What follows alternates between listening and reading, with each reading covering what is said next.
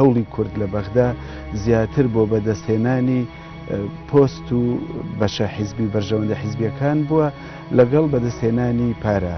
هەبوونی مام جەلال هەمیشە وای دەکرد کە جۆرێک لە ئارامی و نەرمونیانی لە بینی دەسەڵاتی کوردی لەگەڵ دەسەڵاتی عێراقیدا دروست بێن. هەڵوێستەکان هەڵوێستی یەکگرتوو بوون. کاتێک ئێمە بەر لە 2 ساڵ لە حکوومەت نەکشاینەوە ئەوە هەڵوێستێکی یەکگرتوو بوو. کورد لە بەغدا مانەوە یان کشانەوە. ئەوەی لە ئارادایە ئێستا شکستی کورد نییە لەناو پرۆسەکە، شکستی خودی پرۆسەکەیە.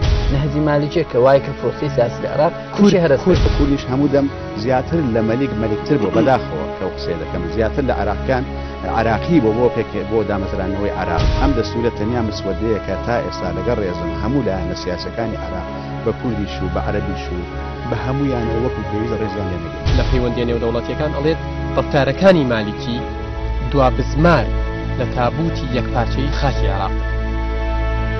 گفتوگۆی کراوە دووشەممە کاتژمێر 8:05 لە NRTەوە پێشکەشتان دەکرێت.